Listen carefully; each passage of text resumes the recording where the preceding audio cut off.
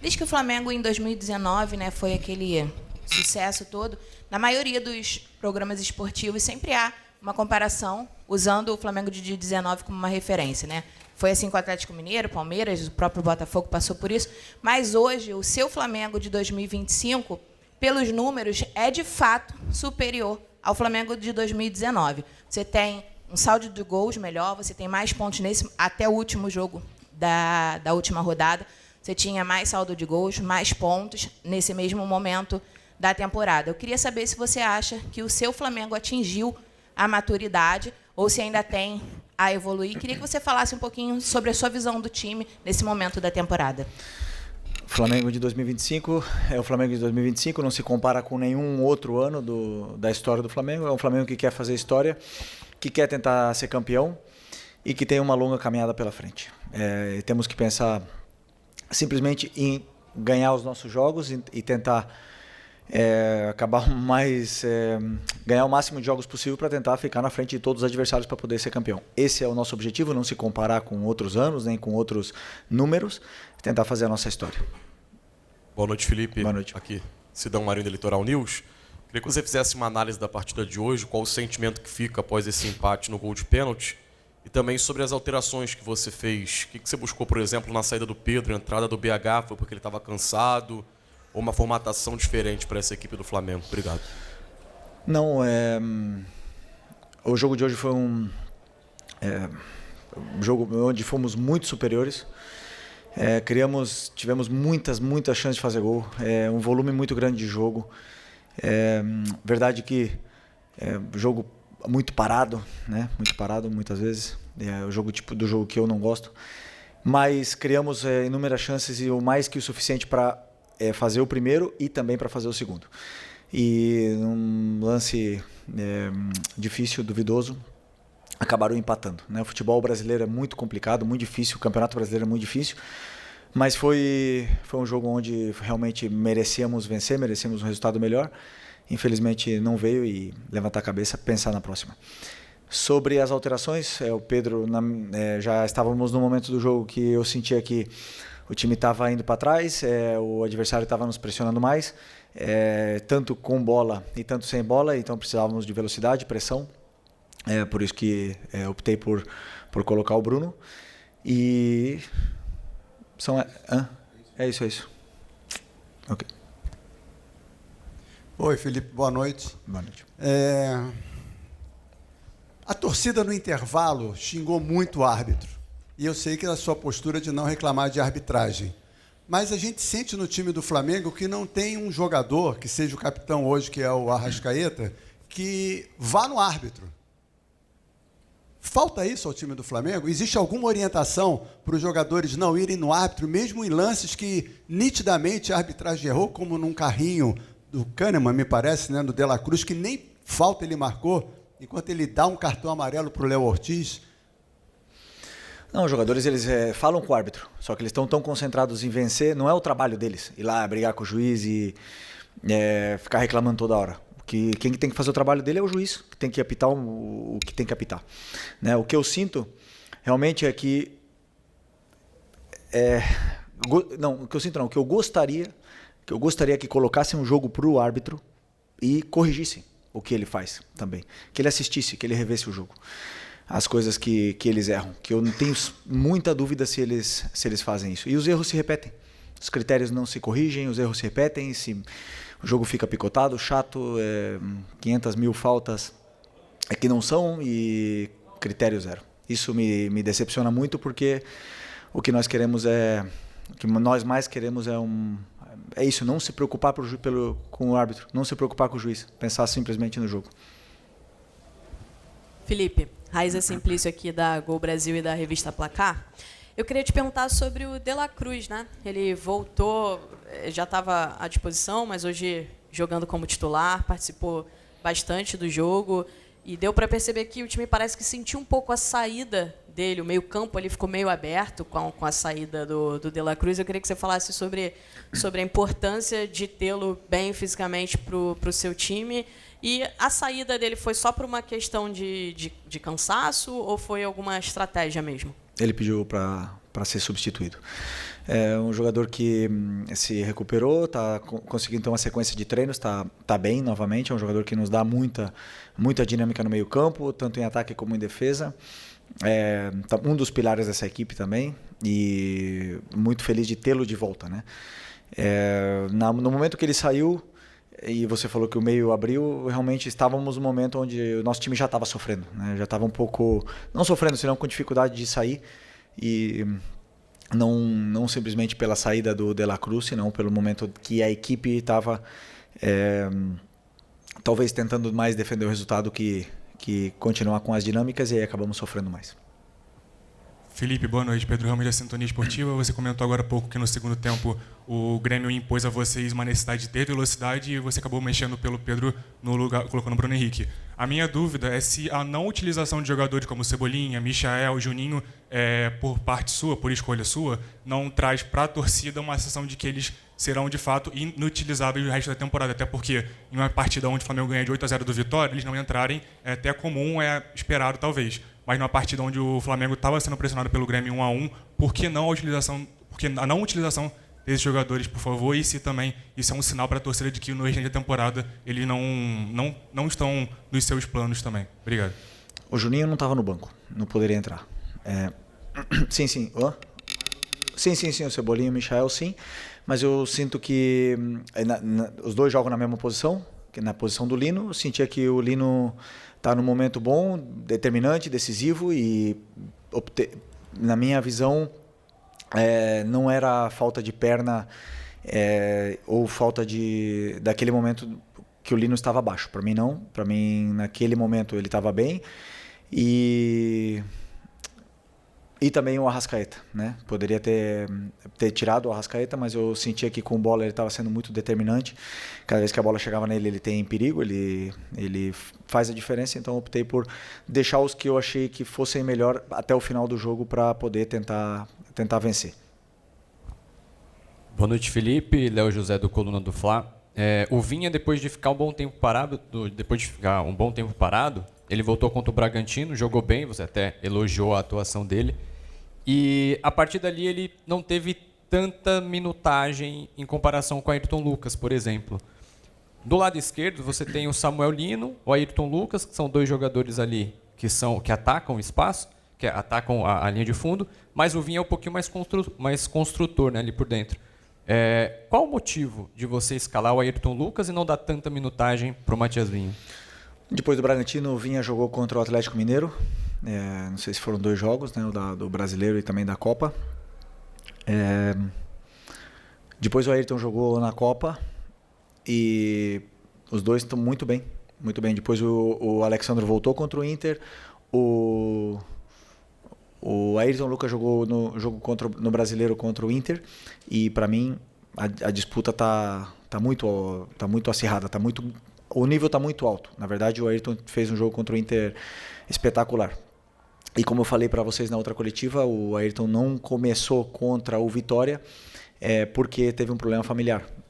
Para mim, no nível que ele estava jogando e que está jogando, realmente tá complicado de escolher. Então a minha escolha foi opção pelo que eu achava que era melhor para poder vencer o jogo. E os 3 continuam sendo opção muito, muito boas para o treinador poder escolher e ter o lateral de alto nível. Aqui, Felipe, boa noite. Felipe, você teria 5 datas livres, né? Semanas cheias de trabalho até o final da temporada, porém, teve uma mudança no calendário em que, de agora para frente, tirando as datas FIFA, quarta e domingo, você vai ter que jogar todas, ainda tem um jogo atrasado contra o Sport. Queria saber como é que você replanejou o seu trabalho, né, o seu trabalho, para esse restante de temporada, uma vez que você já falou várias vezes que 4 dias de descanso para você, para o seu time, é muito importante, que uma semana livre faz muita diferença. E, por exemplo, você tem o Cruzeiro brigando com você ali na parte de cima da tabela, que não teria essas datas, que passou a ter essas datas aí, Flamengo e Palmeiras ficando visivelmente prejudicados. Queria saber como é que você replanejou isso. Obrigado. Bom, o clube já se posicionou sobre essa mudança do calendário e temos que nos adaptar. Temos um elenco muito forte para poder competir até o final. Com essa mudança, mas que para os próximos anos que esse planejamento seja melhor, seja realmente organizado para que todos possamos, nenhum possa sair prejudicado com nenhuma mudança. Felipe, boa noite. A gente teve hoje, eu vou sair um pouco do âmbito do jogo, né? Porque a gente teve hoje uma situação muito importante que aconteceu, não sei se você estava sabendo. A torcida jovem voltou para as arquibancadas e recentemente a raça rubro-negra voltou também. Queria que você falasse um pouco da importância de ter essas torcidas aí apoiando com instrumentos, com tudo, né? Podendo também apoiar, né? Fazer aquela batida, né? Junto com o time. Como é que você vê esse retorno das organizadas do Flamengo, né? E inclusive nessa reta final aí de temporada? Bom, é importante que o Maracanã esteja sempre lotado, que a torcida entenda que precisamos deles, precisamos do apoio, que a torcida nos empurre junto, porque não vai ser fácil, esse Campeonato Brasileiro não é fácil. Depois de uma goleada, já conhecemos bem o que é o Flamengo, né? E depois das derrotas também.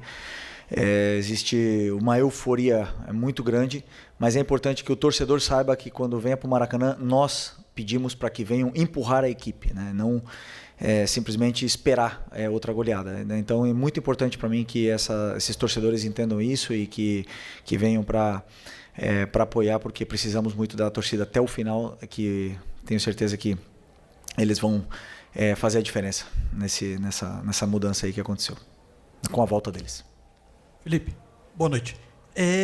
Claro que um gol muda muito a cara do jogo, eventualmente, não só pelo que representa para o time que faz, mas no plano do adversário. Em dado momento, o plano defensivo do Grêmio, quase praticamente só defensivo, já não servia mais porque era o jogo. Só que o jogo acaba ganhando muitas características diferentes, né? Como é se reprogramar dentro de campo para jogos diferentes que existem dentro de um jogo? Por exemplo, era o tempo todo o jogador do Flamengo, provavelmente sabendo que era um jogo que ele retomava a posse de bola, enfrentava uma defesa fechada, um adversário que saía de trás mais com bola longa, saltando a pressão do Flamengo, e de repente o adversário está tentando ficar um pouco mais com a bola, com o Cristaldo, com o Pavão, com o Aravena, tentando ficar um pouco mais com a bola, e aí você precisa tentar pressionar. A sua saída de bola, que não era pressionada, de repente passa a ser pressionada desde o tiro de meta. É difícil passar de um jogo a outro dentro do jogo, e por isso você acha isso é parte do desafio naquela parte final do jogo, que o Flamengo, com a vantagem, teve um pouco mais de dificuldade para gerir o jogo? Não, eu sinto que o Grêmio, a única forma que o Grêmio tinha ou escolheu para tentar machucar a nossa equipe foi com lançamentos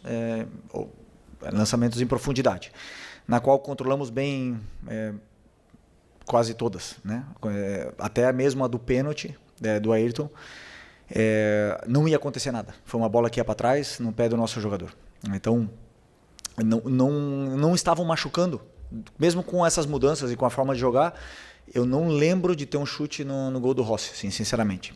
E nós com bola estávamos com mais facilidades ainda, com exceção do tiro de meta, que é verdade que eles subiram as linhas e pressionaram mais. O tiro de meta é uma bola parada, mas depois, conforme nós tínhamos a bola e o controle, os jogadores estavam até tendo mais facilidade para poder criar jogo e chegar na área do Grêmio com mais facilidade. Depois as escolhas não estavam sendo as melhores e acabava partindo um pouco a equipe, e esse ida e volta começou a acontecer e não nos favorecia, né? E principalmente com esses lançamentos em profundidade que o Grêmio escolheu para tentar machucar a gente. Então, como eu falei, com a construção em si, não estavam machucando muito a nossa equipe, mas sabíamos de todas, treinamos todas as fases, treinamos também a equipe defender em bloco baixo, e até, como eu falei, não lembro da equipe ter sofrido, mas uma fatalidade, aconteceu o pênalti, que foi a única chance que eles tiveram, e com isso o empate. Felipe, boa noite. Eric Viana, do Mundo Bola Flamengo. Depois da goleada contra o Vitória por 8-0, você disse que mesmo numa goleada, toda a partida indica pontos que se possa melhorar e evoluir, enfim. E agora o Flamengo encerra com esse empate aí, a parte pré-data FIFA da temporada, vai ter uma pausa agora. E a minha pergunta é o que fica para melhorar, o que você pode analisar dessa partida que o Flamengo precisa melhorar para a volta da data FIFA, trabalhar bem para voltar mais forte aí da data FIFA. Obrigado. A partir de amanhã eu começarei a analisar o que foi o nosso jogo, E analiso e aí decido os principais pontos que nossa equipe tem que evoluir. Mas eu repito, o resultado foi 1-1, mas o jogo não diz isso. Nós fizemos muitas coisas boas, fizemos um jogo tanto defensivamente como ofensivamente muito bom, muito mais que suficiente para poder sair daqui com resultado positivo. Então o resultado, ele não me engana. Eu sou muito realista com o que acontece no campo, mas com certeza no 8-0 eu tinha coisas que corrigir e agora nesse jogo também teremos coisas que corrigir, também já visando o próximo jogo contra o Juventude lá na frente. Boa noite, Felipe. Bruna Medeiros, do Desflá. Hoje você tinha 2 desfalques importantes no meio de campo, um deles que já está há mais tempo fora, né, que é o Pulgar, e o outro o Jorginho. Queria saber como você não ter esses 2 jogadores afeta a sua preparação tática para uma partida, já que você é um treinador propositivo, que gosta de jogadores ali que têm essa capacidade. Como afetou o seu estilo de jogo não ter nem no banco essa opção no segundo tempo? Não, todos eles têm o mesmo conteúdo tático, todas as peças. Temos agora 6 volantes, Eric, Jorginho, Saul, Everton, Alan, Nico, 6 volantes. Todos eles têm o mesmo conteúdo, né? Então todos eles têm características diferentes e têm formas de aplicar esse conteúdo que é passado de forma diferente. E eu escolho sempre o que eu acredito que é melhor para a equipe. Claro que eu já falei para vocês outras vezes que o Eric é um pilar e estamos todos querendo e desejando que ele volte. E o Jorginho, vocês já sabem da liderança e da importância que ele tem dentro desse elenco, mesmo com pouco tempo aqui. Mas o time fez, os volantes que jogaram, tanto Saul como o Nico, fizeram um excelente jogo, controlaram, criaram, marcaram muito bem, fizeram tudo que eu pedi, e o Everton entrou realmente já no momento onde nossa equipe estava sofrendo.